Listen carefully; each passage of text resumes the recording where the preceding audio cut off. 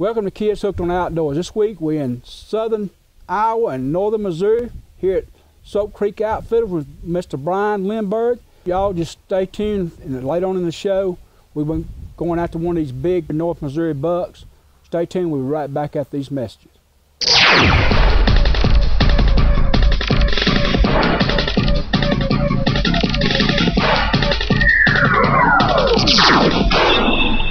This week we're in southern Iowa and northern Missouri here at Soap Creek Outfitters with Mr. Brian Lindberg. Brian, tell the folks at home a little bit about your place. We have approximately 4,000 acres in Iowa. We have 2,200 acres in northern Missouri. Some of the ground hasn't been used for approximately 2 years due to the Iowa draw. So we are hoping to get more hunters every year that will get an Iowa tag. Okay, now you offer bow hunting and muzzleloader only. Now, Missouri does have a rifle season, but you don't allow that on your property, correct? Right. My thinking on that for the last 15 years has been with a shotgun in Iowa, with 5 shells in the gun, with a rifle in Missouri, it's hard to make the guys hunt like a bow hunter or hunt like a muzzleloader hunter. They want to get up and they want to do the deer drives. That's the quickest way to ruin your hunt. So, you know, we're worried about the next group of hunters coming through. Even though we don't have very many hunters, we want to feel that that hunter comes in, that this is a fresh farm. Nobody's been ahead of them. And if you have a deer drive going on, you're going to be pushing and shoving the deer off your farm. We don't want that. That's true. So bow and muzzleloader only. Brian, tell us a little bit about the Albia buck. I've heard a lot about it. I know you changed the name. It's called something else now, right, but it started right. off as the Albia buck. Tell the folks at home a little bit about the Albia buck. I believe back in the year 2000, a friend of mine picked up a set of sheds off the current world record deer. 31 to 33 points, I believe it had. And it scored around close to 300 inches on the sheds using a 20-inch spread. And in 01, we set out to start filming that deer, and I was filming his bow hunts. So I was purposely giving up a chance maybe to hunt it myself. I put 2 or 3 of my bow hunters in there occasionally, but I was trying to concentrate on the local hunter killing that deer because he had found the sheds. I really wanted the story to go that way. And it didn't go down that way. Nobody killed the deer that year. The deer was actually killed in 03.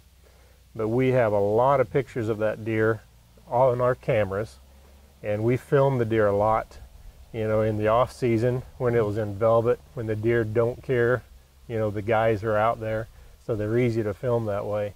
But it was killed, I believe, in 03, and then it was called the Lovestoon buck. Tony Lovestoon killed the deer, and it's a current world record. It scored, I should know this off the top of my head, but I don't, but it scored around 307 inches, I believe. And around 33 points, huge non-typical, and that's where the story, you might say, ends, except for the fact that his genetics are out there. So we have seen some deer that there's some big non-typicals still running there. Well, Brian, for the people who don't know how to get in touch with you, tell everybody at home how they can get in touch with you. You can visit our website, soapcreekoutfitters.com. My cell number is 641-895-3224. My home number is 641-452-6664. But visit the website, check out the photos. We have several years of photos on there of the deer we have taken. And we don't take very many hunters, so we do have the quality in there. And it will look like a fresh farm and a new hunt, like you'll be the first hunter to arrive on this farm for what you're going to see when you hunt with us. Well, folks, y'all just stay tuned, and later on in the show, we've been going after one of these big North Missouri bucks. We got Jesse, 13-year-old kid hunting, and stay tuned, we'll be right back after these messages.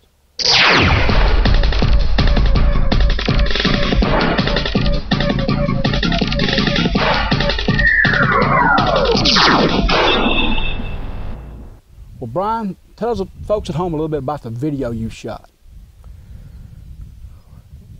I guess I would have to say I've really started doing more of the videos in 2000 and 2001, especially with that non-typical out there. And you know, you get to know these deer a little bit, but you know, you're in the tree stand till dark, 9 o'clock or 9:30 at night, and the deer will literally let you climb out of that tree and might shy away a little bit, but they're standing to watch you leave because they're really not pressured by any means on any of our properties. But whenever we were filming the deer, the big non-typical would come in with a group of 7, maybe other bucks. There wouldn't be any small bucks in the group, no does in the group. When the big buck and his group of bucks came out, none of the others showed up. But when they didn't show up, the little spikes and the does would show up. So depending on what evening, once the does started coming in, you knew that non-typical wasn't coming out. But we filmed a lot of turkey hunts with several clients. I particularly like the young hunters. I've got one such hunt where 2 young kids, say they were 12 years old, 14 years old, 16 years old, something like that, but they came in, had never shot a gun. Their grandfather had just passed away, left them with a single shot, 20 gauge shotgun. And so I talked to the grandmother and I said, you get them down here to my house. It was like a Thursday morning, 7 a.m., whatever, and I took them behind my house, and luckily we called in a tom. He's the only bird that even came in, no hands and nothing. Wait a minute before you give away too much. Okay. You're going to tell everybody a little bit too much. Okay. Folks, y'all just watch what happens.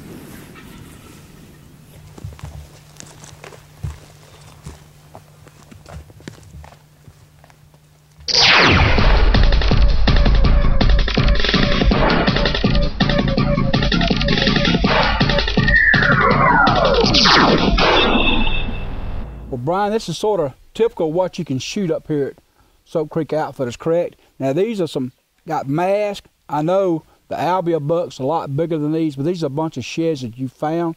Tell the folks at home a little bit about these sheds. We are very lucky with what we have, and I realize that, but we will average 1 to 1.5 sheds per hour every spring when we go shed hunting. It's kind of unheard of, but the best I've done is 20 sheds in an hour and a half. There was one day I picked up 2 sheds that scored 83 inches. That was off 2 different bucks. But anytime you get an 83-inch shed, you know, it's a pretty big deer.